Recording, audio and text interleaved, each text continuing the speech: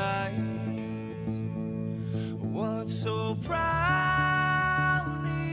we hailed at the twilight's last gleaming, whose broad stripes and bright stars through the perilous fights, oh, the ramparts we watched were so gallantly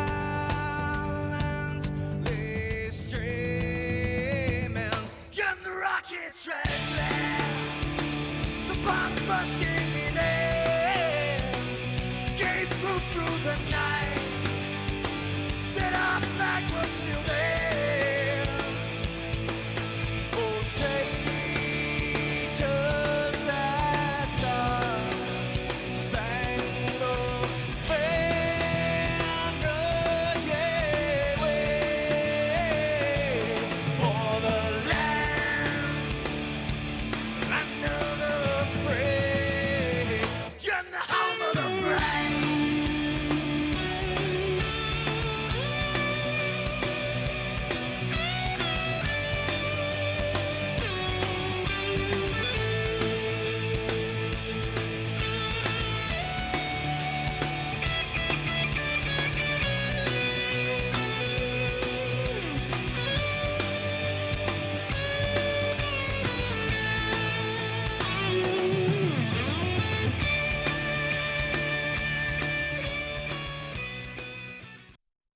Good evening, everybody. Welcome back to the Freedom Network. I'm Gary Rosenberg, your host here for an hour of fun, politics, issues, that kind of stuff. That's what we do. You know the Freedom Network. If you don't, you're just joining us. Welcome to it.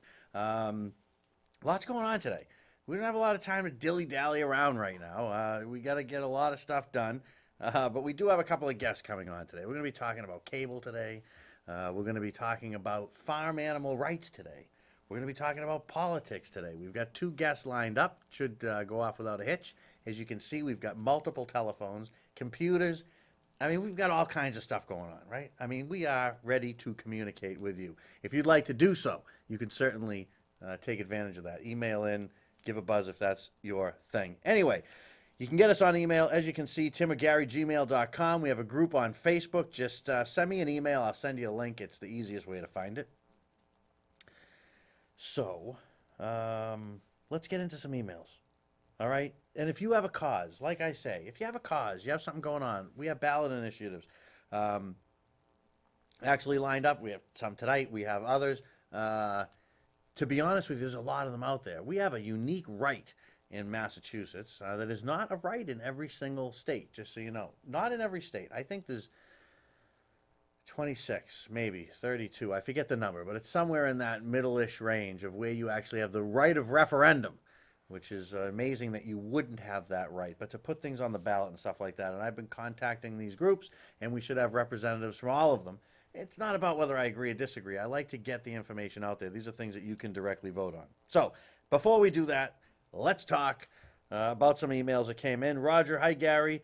Great show last week with the issues. You are really consistent to the ideals of freedom. Yes, Roger. I mean, that's it. To me, it doesn't matter. I don't care if the Republicans like this, the Democrats may like that. It's irrelevant to me.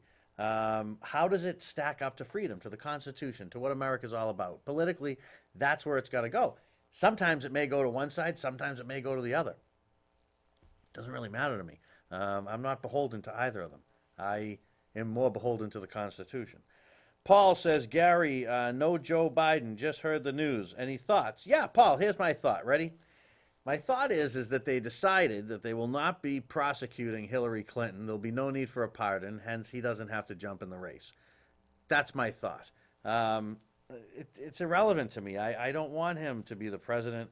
I don't want Hillary to be the president. I don't want Bernie to be the president. And on the other side, there's many that I don't want to be the president. I'm not too happy, Paul, with presidential politics. I can't lie to you. I'm really not too happy with what's out there for people. There are some, and they seem to be on the fringe. See, here's my problem, Paul. Anytime that somebody like me, they may say on an issue or something, oh, that's radical. when the Constitution and things like that become radical, that you got a problem there. You know what I mean? And these folks just don't seem to be friends of freedom, as I like to say.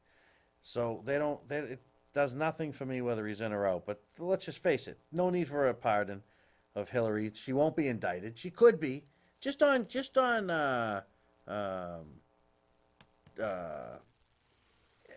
You know, what's really funny when you think about it, just on conspiracy alone, there could be some charge that you could do. You know, we know for a fact that there was a CIA building which sent two people. Those two people died. There were others there. They had no idea how long that Benghazi thing was going to go on for. So to say there was no time is irrelevant. It could have gone on for 5 days. How would they know that? There was no help sent. There was help asked for. So I just, I think that we just need to realize and understand that there's a lot more to it than what we want to believe. And like you could, you see the picture. What difference does it make? I don't know.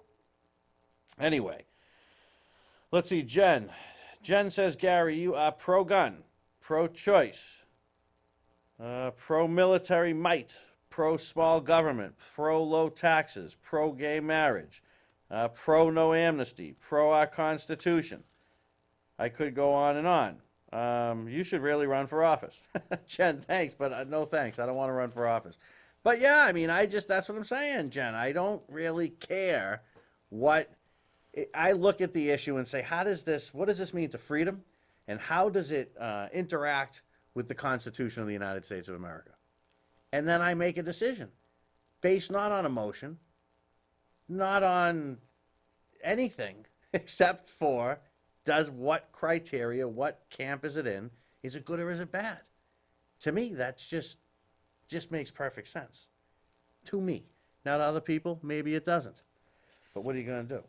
What are you going to do? So thanks for the emails. Many more. We can't get to all of them. I got a couple of minutes. Maybe I can grab a couple more here if I scroll through. But at the end of the day, make sure you email in and continue to do so. We get lots of them every week when we're on and when we're off the air, and I respond to all of them. You will get a response from me if you email. It may take me a day or so to get back to you, but you do. And I even sometimes have some back and forth through the emails. Of course, we do lots of back and forth on Facebook. We have a great time talking and debating with people from all sides. You don't have to agree. See, that's the whole thing. This isn't about, you have to agree or don't come on the show or any of that kind of stuff.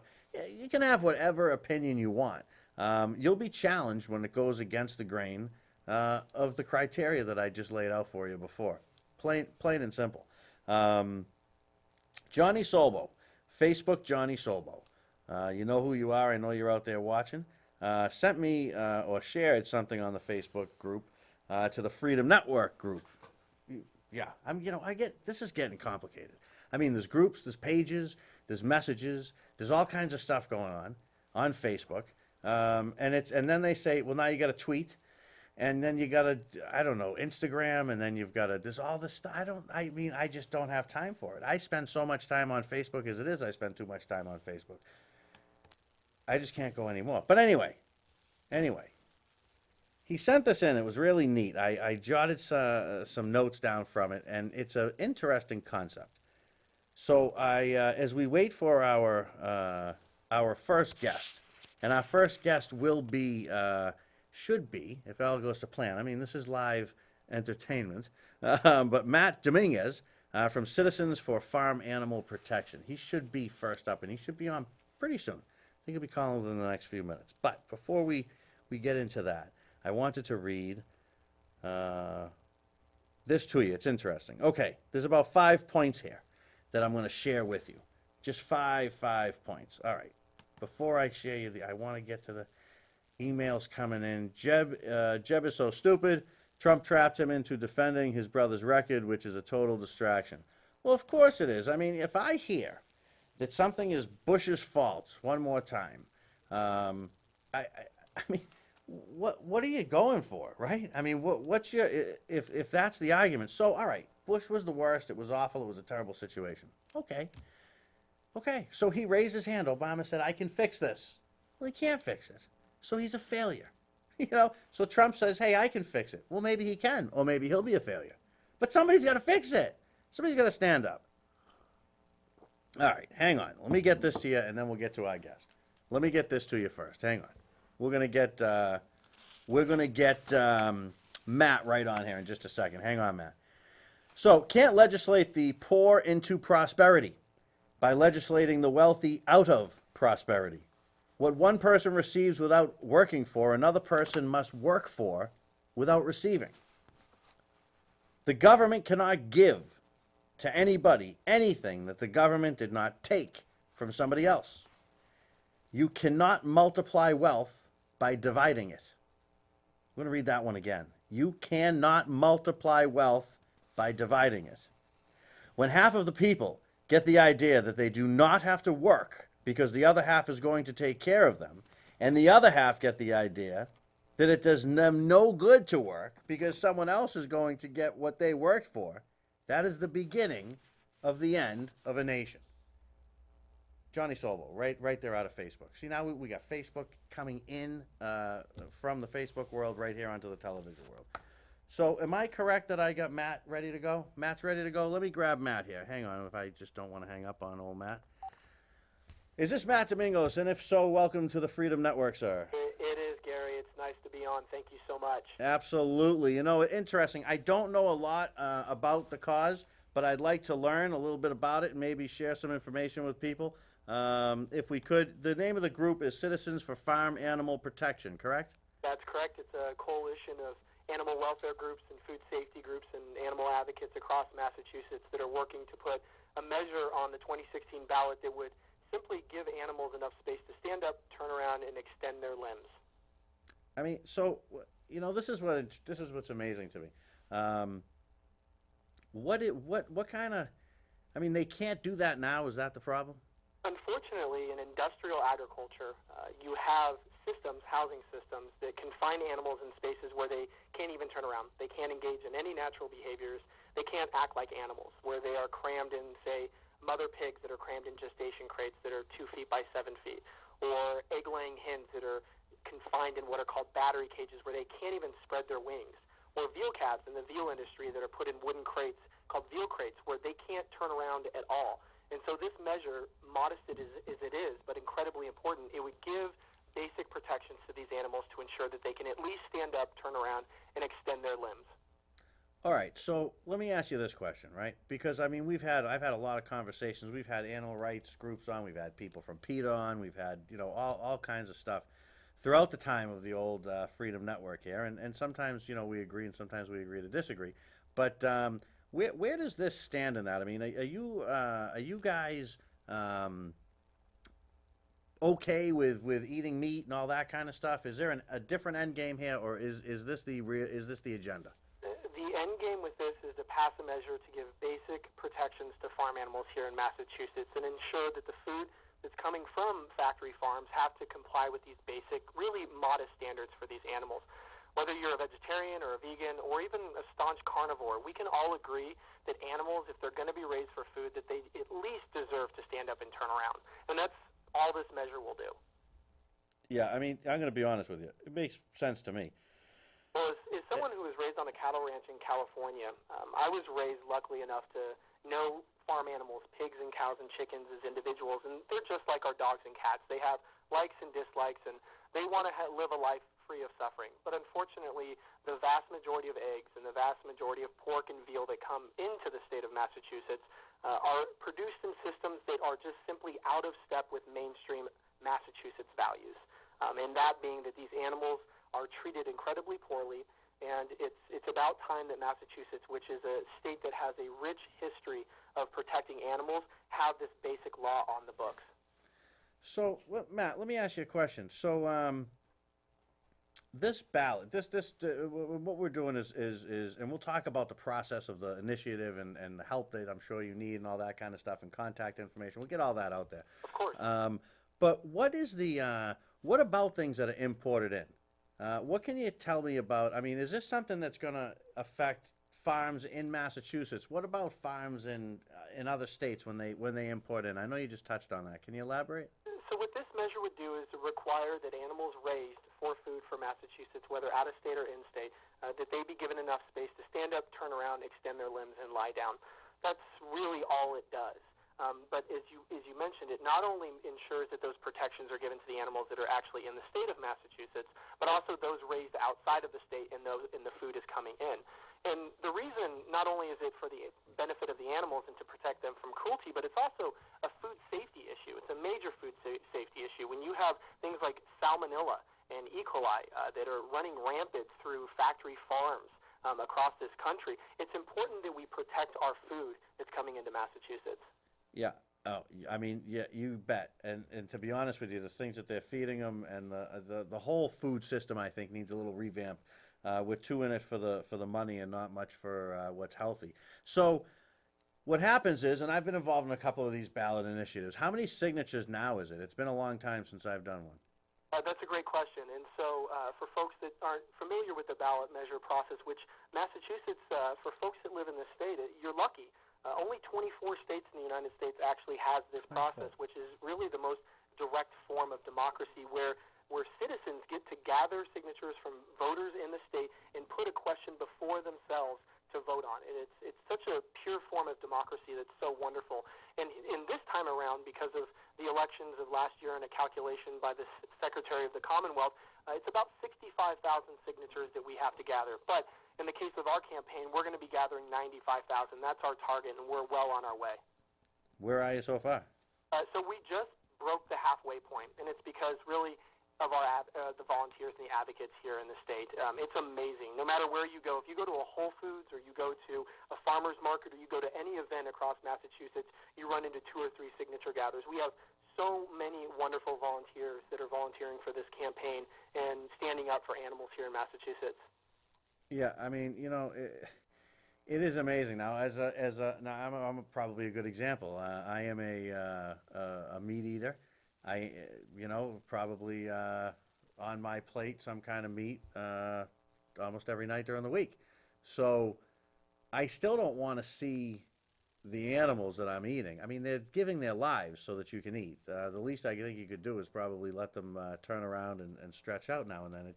It amazes me that people that run these things think this is okay. It just boggles the mind. And what you're saying is absolutely correct. The very least we can do is give them enough space to stand up, turn around, and extend their limbs, which is all this measure would do.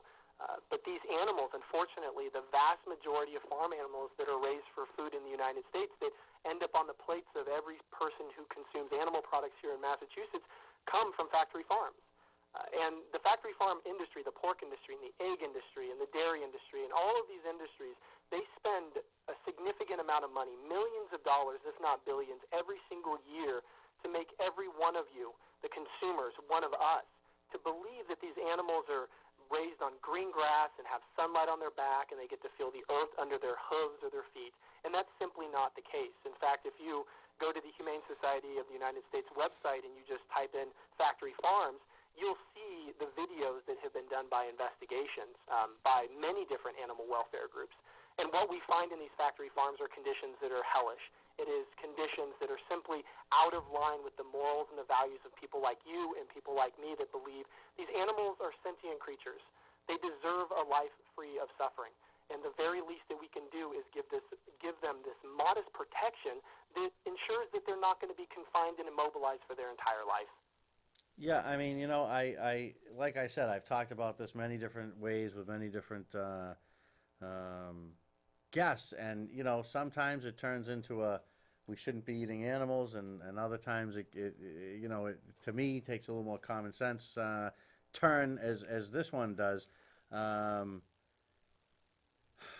So I got an email coming in, so I got somebody that wanted me to ask you a question. Of course. Can you explain how increasing the size of a cage by a few inches is going to help our food be safer from salmonella? So what you have is the industrial model where these animals are confined in spaces where they can't turn around. And if you look at the systems that they would go to, whether it's the egg-laying hens would go from a barren battery cage where you have 6 to 8 birds confined in an individual cage stacked on top of each other, they would go to a cage-free system. And in the cage-free systems, numerous studies. I think there's been anywhere between 12 to 16 independent studies that have shown that the rates of salmonella decreases significantly from a battery cage facility to a cage-free facility. And in the case of pork, when you're talking about these poor gestating sows, these mother pigs that are confined in gestation crates, they would go to what's called group housing. So the industry wouldn't simply just go to a little bit bigger cages. They would move to a significantly better system of group housing or cage-free, which eliminates a lot of the issues we're talking about, and that's why groups like the Center for Food Safety has endorsed emphatically this measure because of the rates of salmonella and E. coli that will be reduced by it.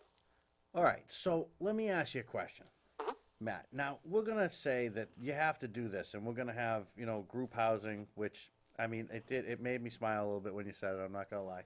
But but we're going to have these things and some free range, and this is going to cost these farms, which are businesses, it's going to cost them money.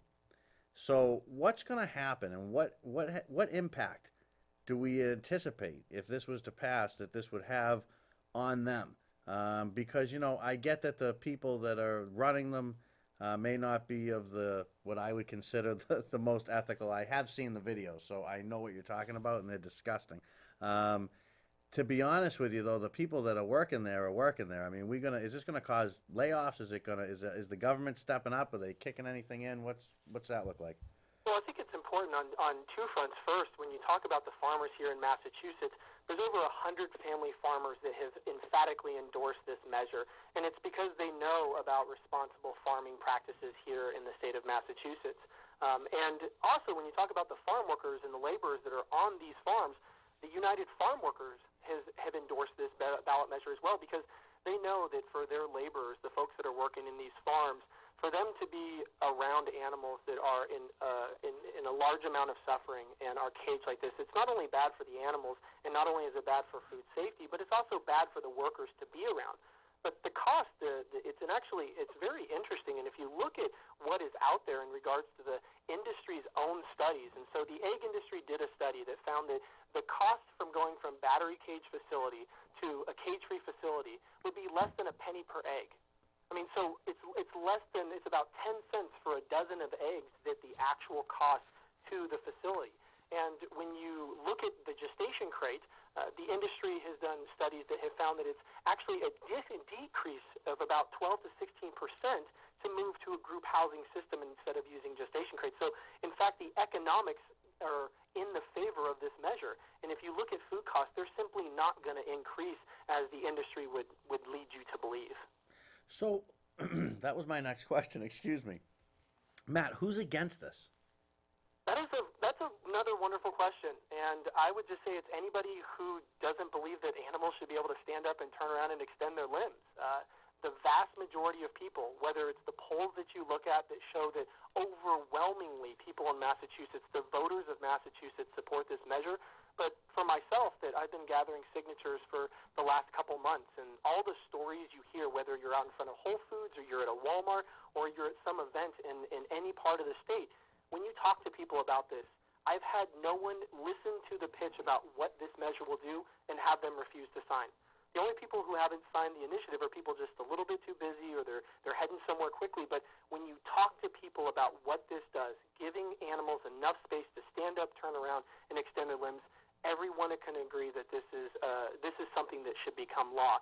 And so the people who are against this are people that are from out of state, that are based in Iowa, that are confining these animals in a space where they can't turn around and abusing them. And then you also have their cronies that are in the state, like the Massachusetts Farm Bureau, that's an insurance company and an extension of the people that are abusing the animals. So it's really, the odds are stacked against them, and the vast majority of people support this measure, and that's why I know just from working on it that it's going to be a landslide victory next year. But first we have to qualify. We have to collect 95,000 signatures, and that's where all the folks that are listening to your show can get involved. It's not too late. There's plenty of time left that they can go online to citizensforfarmanimals.com. They can sign up to volunteer. They can help us collect the signatures necessary to give animals space to turn around. Yeah, I think that you go and you check it out, folks. You go and you look at it. I mean, so you think that these outside entities, this farm representation, some of the others that you listed. So those are the people you feel are going to be buying the vote no on question, whatever you wind up being when you get on there. That's correct, and I'll just clarify, it's not the farming community. In fact, Okay. again, more than 100 family farmers have endorsed this, and as someone who is what you would say like a second or third generation cattle rancher, I was raised on a cattle ranch in California, farmers that treat their animals with respect and care about their welfare, they support this initiative because it's in line with what they're already doing. The people who oppose this are industrial factory farmers. I wouldn't even call them farmers. I think, in fact, my grandmother would turn around in her grave if she saw the conditions that these animals are being raised in. I mean, just imagine a warehouse that's 300 yards long with just no windows and made of steel and concrete and metal bars, and you have these animals locked away, and they've done nothing wrong. I mean, we don't even treat our worst prisoners in our criminal justice system the way that we treat these poor animals who have done nothing. And so it's interesting to know that it's the difference between the family farmers and the industrial farmers. And it's the industrial farmers that are not going to support this measure. And it's outside resources from states like North Carolina and Iowa that are going to come in to oppose this effort. It's interesting. It's an interesting issue. Let me tell you, Matt, it really is an interesting issue. Let people know one more time. And I think I've got some email from you guys. If you miss it, you can certainly email me at our email here, and I can send you some kind of information on it. But Matt, go ahead one more time. What's the contact information people want to check you guys out? It is citizensforfarmanimals.com. And if you go to the website, all the information's there. You can read the language of the initiative, which is as simple as I've been talking about it tonight. It's so that animals that are raised for veal, pork, and eggs can stand up, turn around, extend their limbs, and lay down. Such a modest but important request that we have for folks to not only sign the initiative when you're out and you see someone with a clipboard and they're out there working for the farm animals. You can tell with their little badge it has a cute little pig on it that says volunteer, because we're doing this with an all-volunteer staff, which is really never done in Massachusetts. Most often, ballot measures have to pay for them, and we're doing it with an all-volunteer staff because we know that people care so deeply about protecting animals here in the state that we're going to be able to collect the $95,000 because of so many wonderful advocates, and we're going to get on the ballot in 2016, and we're going to have a historic victory for farm animals here in Massachusetts. Matt, thank you so much. Citizens for Farm Animal Protection. You guys have the information. If they need it, they can certainly get it through me. I want to thank you for coming on, and maybe we can check back in with you at some point, see how it's going. Would love to. Thank you so much for having me on, and again, thank you for caring so deeply about farm animals and ensuring that they have modest protections. Thanks. I really appreciate it, Matt. All right, take care. Okay, bud. Bye-bye. And off he goes. It's that easy. That's Matt Dominguez, Citizens for Farm Animal Protection. You can get him, Citizens for Farm Animals, but he's got the .com. And, you can get to me with any information at timorgary@gmail.com, and I can forward you web addresses to anything. By the way, just on a side note, anything we ever talk about, and some of you do, and I think it's fantastic, you ask for sources for some of the information and numbers and things like that we go over. I send it all. That's how I send it out, right to you, just like that. You can have it just like that. So there goes Matt. Matt and the farm animals. I'm going to keep an eye on these guys. We're going to be talking about cable soon. It's going to happen very shortly. Ryan sent me an email on an alternate topic. This is about yeah. You know what to do, Ryan? I'll tell you what. I will definitely do some kind of a segment on what your topic is here. Why don't you send me some information? Send me some stuff that you've got, that you've been reading, that might be different, and maybe get some national media attention to this what you're talking about. All right, let me see. We got another email. So Jim comes in. He would not sign the petition. So why wouldn't you sign the petition, Jim? I wonder. But I think I'm going to be shifting gears, Jim, in a minute. But I just, you'll email me. We can fight back and forth about it. But why wouldn't you sign the petition? Well, I mean, what's the big? You know what I mean? You ever see those videos? Have you seen them? They're kind of nasty, man. They're kind of nasty. So are we good to go? We're good to go. So I guess now what we're going to do is we're going to come over to this one. See, this is the big time, folks. We're going to come over here, and we are going to push this button. And hopefully we're going to be welcoming Bunny. Bunny, you have to correct me if you're there, Bunny. Are you there? Is it Yep. Bunny Rydell? Yeah, Rydell. Rydell, you are the executive director of American Community Television, right? Yes. All righty. And we wanted to have you on today, and we wanted to discuss American Community Television. So we went right to the top here.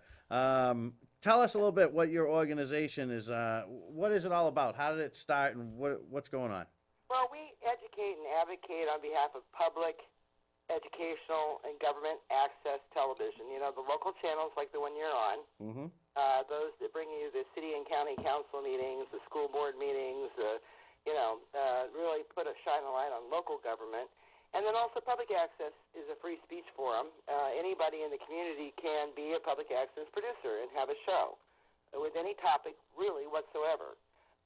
So basically it's public interest media at the base of everything. And, you know, we've got about 5,000 of these channels across the country in about approximately 2,000 different municipalities. And I think that we're pretty important. Yeah, I mean, the fact of the matter is, and people have often asked me, I've worked in radio.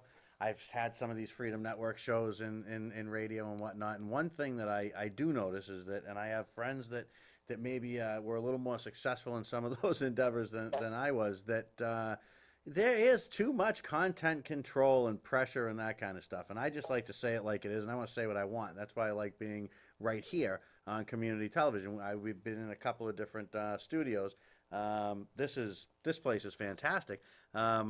So we all know that we had our stations moved. Anybody watching locally, you know your stations moved, but this has affected not just this town, right? This whole process of moving stations and doing stuff like that has affected quite a few cities and towns, has it not?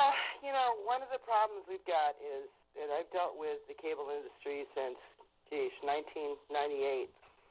One of the problems we've got is that as the time has gone on, the cable industry has consolidated and consolidated and consolidated. And what used to be mom and pop cable companies have become these huge, huge national cable companies. And Charter, which has about 5 million customers right now, is set to grow to 20 million customers once they buy Time Warner and they buy Bright House, which is a lot of that's in Florida. So consequently, Charter is going to end up being number 2 in the country behind Comcast. And the problem being, as I've watched it over these 17 years, is the bigger they get, the less they care about the local community. Oh, that's certainly And true. of all the cable companies, and I can pretty much give you the corporate rundown for every one of those companies as far as their attitude, you know. Charter is the absolute worst of all the cable operators in this country. They're in Northbridge, Massachusetts. They're in direct conflict with the cable franchise agreement or the contract. In other words, they are sitting in breach of contract at this moment.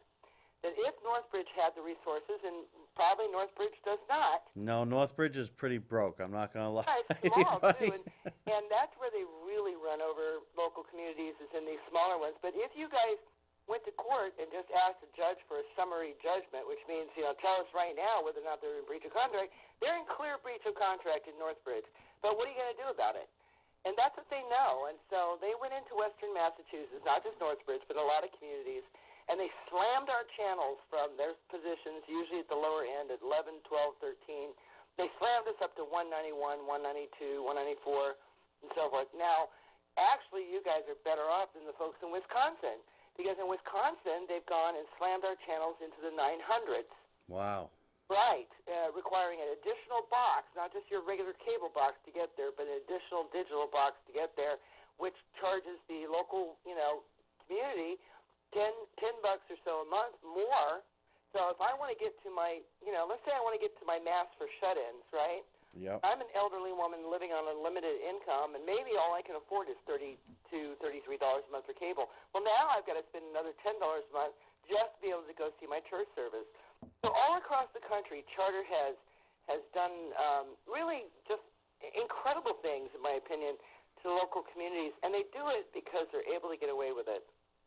Yeah, and you know, see, that's the whole key, and that was kind of my next question for you is, what is it that you got? What are you trying to accomplish? What is your end game? As I said to the last guest that we had. Well, we have a federal piece of legislation called the Community Access Preservation Act. And in fact, we've got two parts of that bill that are specifically written to rein in charter, believe it or not. And so consequently, we've been working, it's S-1244. It's in the Senate. It's been co-sponsored by your own Senator Markey and also by Tammy Baldwin in Wisconsin. And we're hoping we can move it. And part of the reason is now with charter, doing what they're doing as far as the acquisition, to me, it's become the message I'm taking to the Senate, to Capitol Hill, and to the House side both. But listen, folks, we're in trouble, and we need your protection because all the cable operators, Charter has the most, really aggressive stance toward PEG access television and toward the local community. And so that bill, S-1244, if you're watchers, your viewers can call their Senate office tomorrow. I mean, you've got Markey, so he's on it. But also, it would help even though he's on it, and he's been fabulous. It still helps for me if you call them, call his office, because then he still gets to hear from the grassroots what people want. That's one thing. The other thing is, I think I sent this to Bill Tartaglia. We just filed at the FCC. They're doing a whole proceeding on whether or not Charter should buy Time Warner and Bright House. And what we filed was we want conditions placed upon that merger. And part of those conditions is that they got to stop slamming our PEG channels. Another part, is that we want the FCC to set up a committee or set up a panel that will allow small communities like Northbridge to come to the FCC with a grievance about the cable operator, and we're talking about across the country. They'll come to the FCC with a grievance and get the FCC to give us their opinion on that grievance. You don't have the resources, most small communities don't have the resources to start a full lawsuit, but at least we can get on the record at the FCC by these local small communities that their grievance is valid. That will help us a lot. I think that'll help a lot. It'll at least, I think at the end of the day, if we can only start shaming Charter, that might help a little bit. It may, but they may have no shame. Bunny, I got an email question coming in. Says why the separation? Can't all the communities band together in a class action suit against Charter? I would love that. I really would. Because it happened in several communities. Not off the top of my head. I know for sure it happened in Worcester, and then there were several communities right around you. Sure. That happened, and I would love to see that. I mean, it's costly, it's very expensive, and actually Northbridge probably has one of the better contracts because you stated clearly in that contract exactly where these stations are supposed to be. Which, that is what blows my mind, especially here in this town, that why does it have to cost us a fortune to fight that? I mean, why is the process, what is the process that maybe they're even going through now? And where in that process would we be? And then what is the goal? To go back to 11 or to what's the end game on that? Well, you would.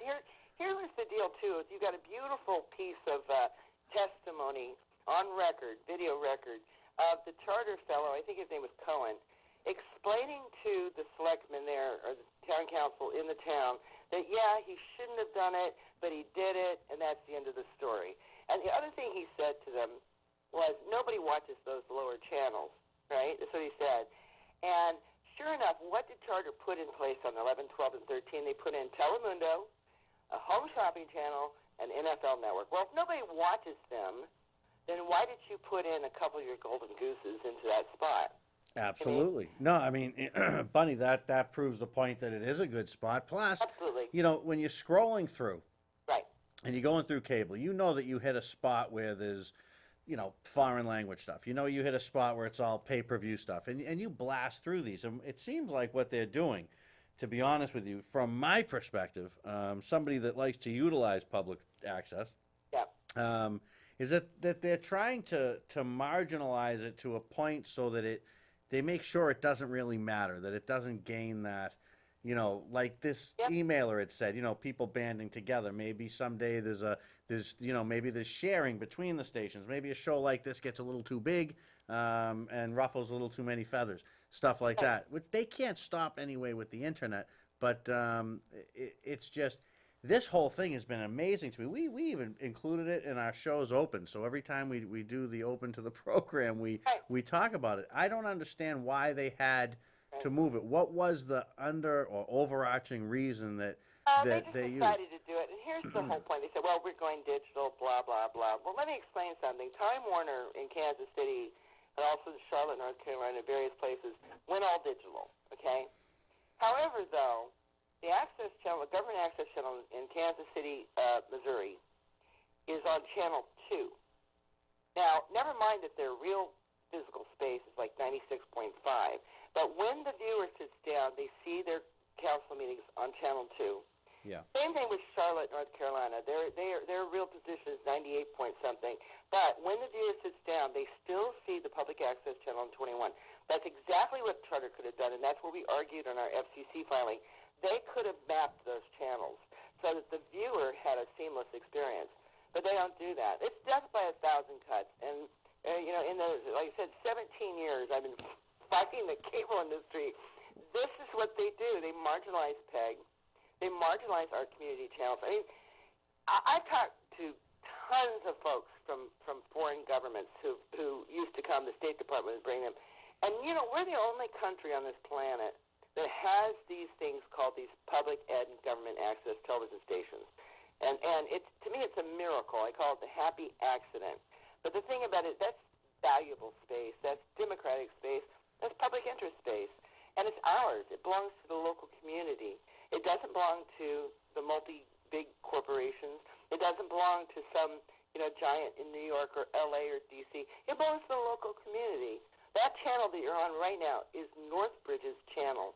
But this is what they have typically done over the years, over and over. I have fought them, and Charter's the worst because I can't do anything to shame them. I do everything I can to shame them. I want to tell you something for your folks viewing there. Sure. This is what Charter's about. In Missouri, they had a state law passed called statewide franchising, so all those contracts went up to the state. And because the law was silent on whether or not there should be cable drops provided by the cable operator to police and fire departments, Charter went into police and fire departments all across Missouri and pulled their cable drops. Are you serious? I'm not kidding. Wow. Stand-up company, huh? Stand-up company. You would think after I got the fraternal order police on them that they would have, mea culpa and said, oh, well, of course, no.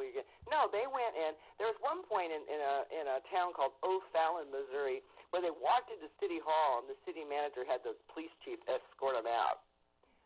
But that's the kind of stuff. They just walked into Missoula, Montana, about 8 months ago and said, well, now you need these boxes for every TV in your school district. Well, they figured out the cost was going to be $60,000 to $80,000 per year, okay, per year on the school district, just to be able to have that cable in the classroom. Now, Whereas they could have sold or provided them these other things called DTAs, these little boxes, that would have cost about $3 a piece. Bunny, that's it. Well, first of all, it's insane because the schools don't have any money. The schools are all looking for money. But let me ask you a question. Why doesn't, if the, the toy industry makes a toy and it breaches a law or it's no good or whatever the case is, the government goes after that. Why isn't the government just stepping in to fix this? I mean, where's the FCC? Why do we have to go and fix this? Why is it so backwards? That's what we're asking from the FCC.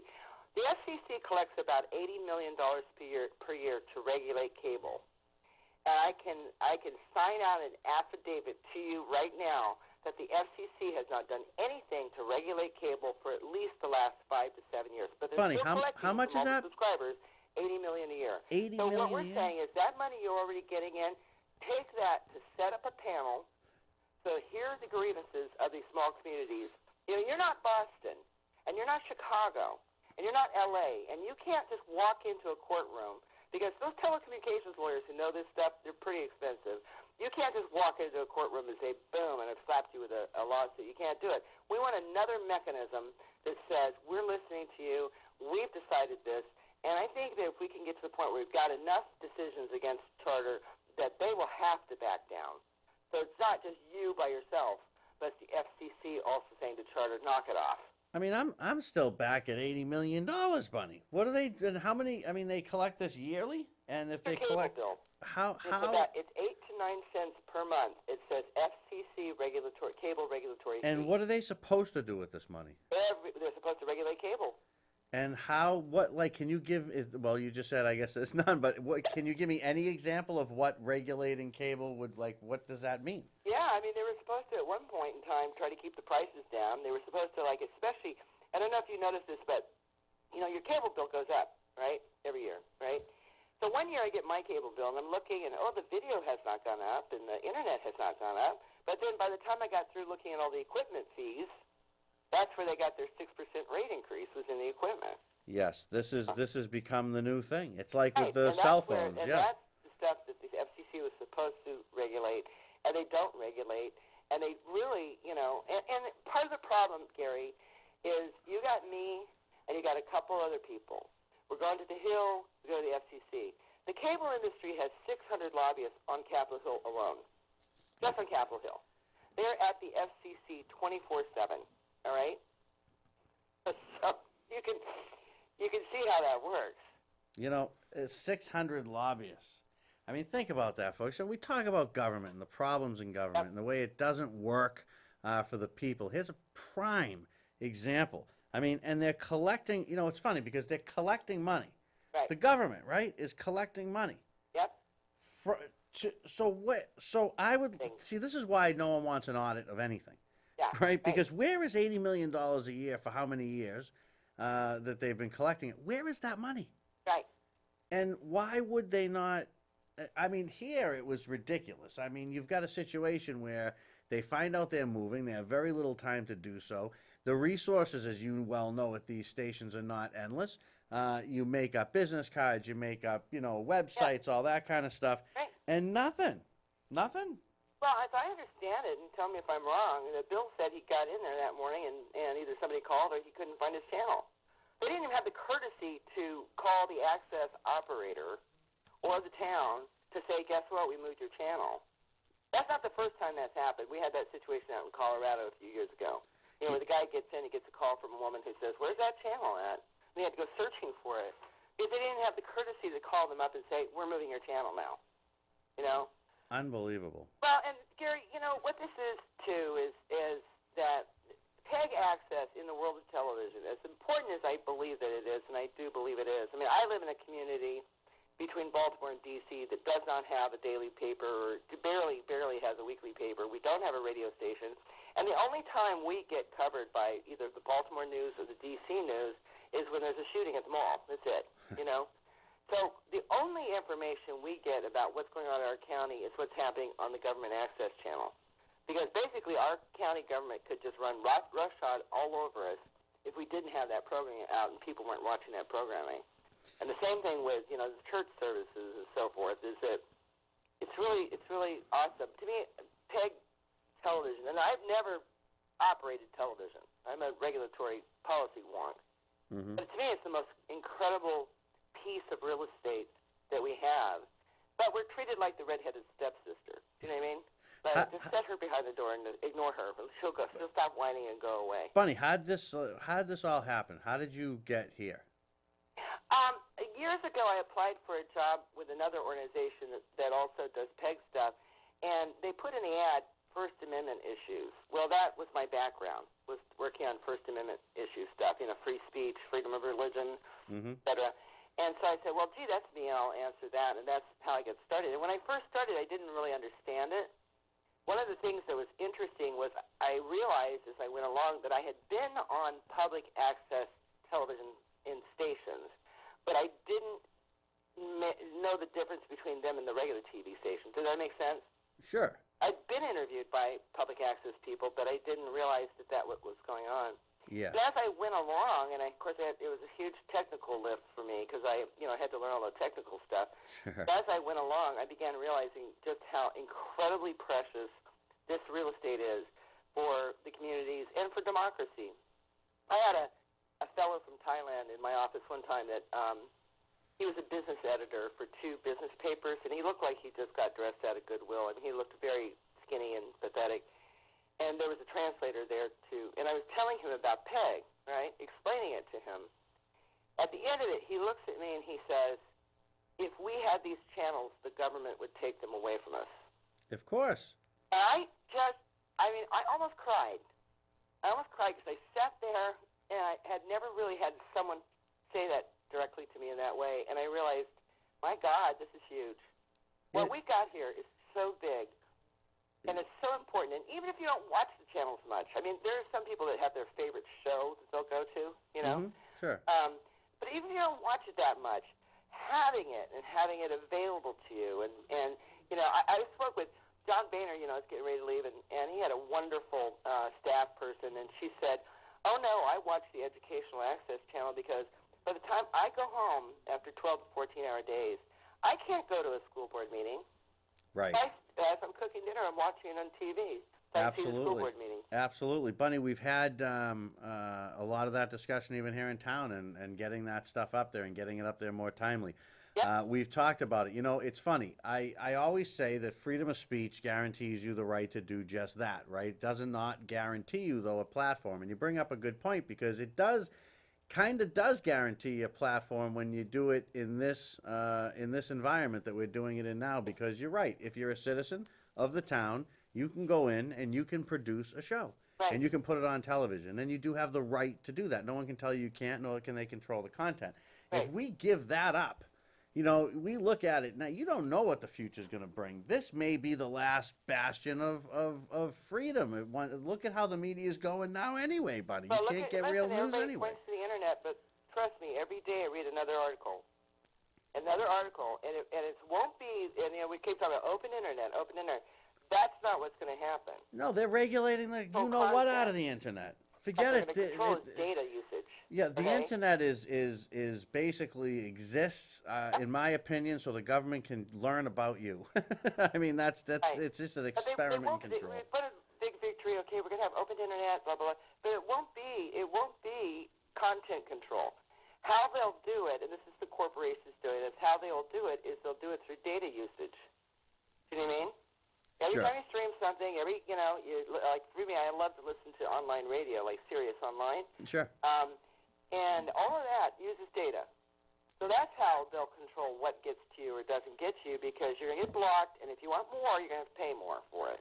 Absolutely. It's a nasty little game that's being played. Give your contact information out, Bunny, so people can get a hold of you and learn more about this, get involved if they want.